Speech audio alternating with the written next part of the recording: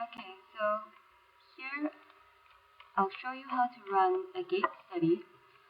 Typically, you would have organized all your data in all the information that you need in a separate folder for each individual study, and what you'd have is a file that contains the PKMath program, which is this one. It always has that symbol, the two little feet.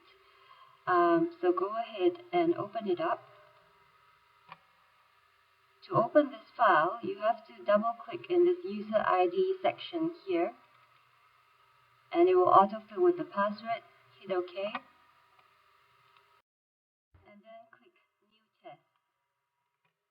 It will give you a reminder that it's going to scan the walkway, and what you can do now is hit Start Walk and then have your participant walk.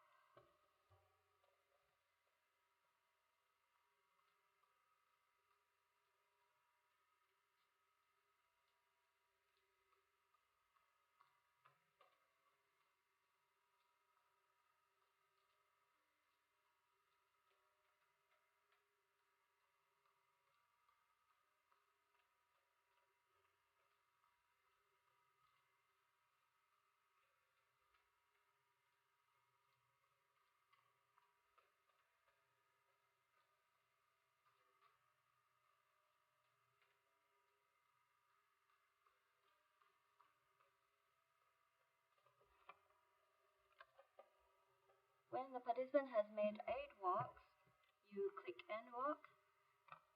Say you want to save the data, save to the database, hit Add New Subject, and type in the participant subject name.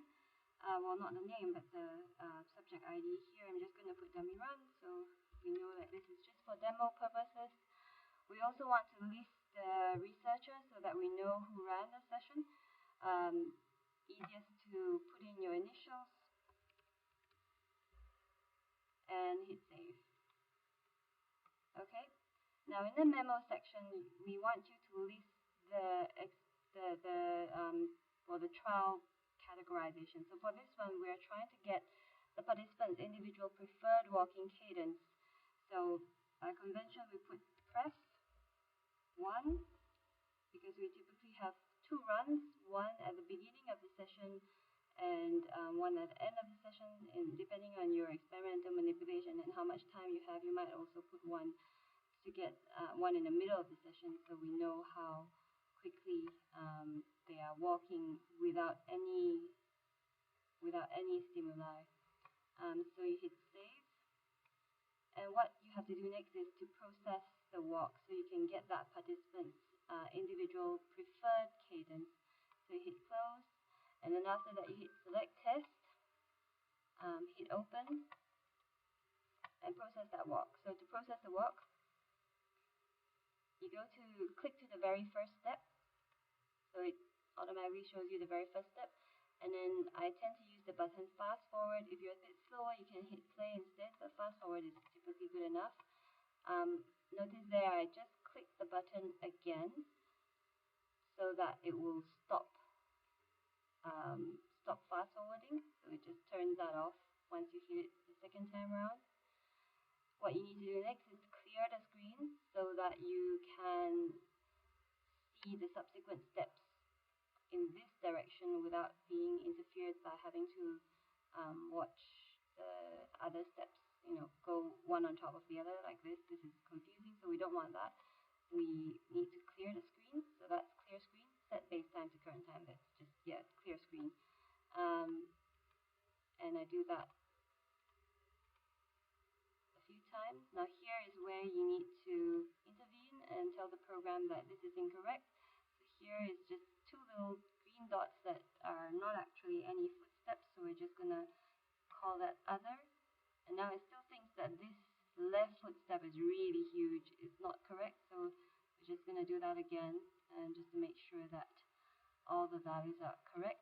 Now, if you look at this footfalls area here, just now, before I reclassified this little weird green step as other, this was red, and it just tells you that there is an error, so we need to intervene and do something about it.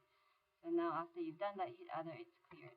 Okay, so now do the same thing again for all these walks in each different direction. Oops, just a little bit too fast, so just to go to the previous step. Previous step is just here, okay, and clear screen, and then I'm just going to play normally just because this particular session, this particular walker, which was actually my self walk, a little bit too fast. So using fast backward is sometimes a little bit too quick. I was just trying to walk as quickly as I could. Okay. When you're running the subject, obviously they're not trying to walk as quickly as they can. You ask them to walk at their natural walking cadence. From here, we can now go and hit replay to get the participant's individual preferred walking cadence. So you drag that across, and you can see that here the cadence was extremely fast. It was 146.94. We rounded up to 147. Okay, and hit close.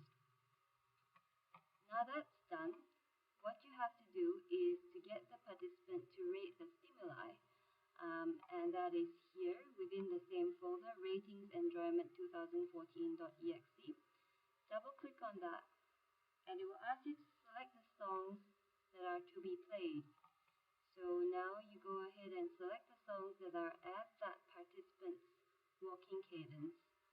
So it's pretty abnormal to have such a fast walking cadence, and we don't have pre-existing stimuli that are that fast.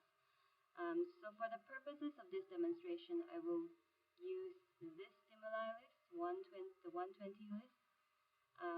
But yeah, what you should be doing is getting the participant to rate the stimuli at their own walking cadence. So if the participant was like me, 147 beats, 147 steps per minute, you should get them to rate that stimuli at that cadence.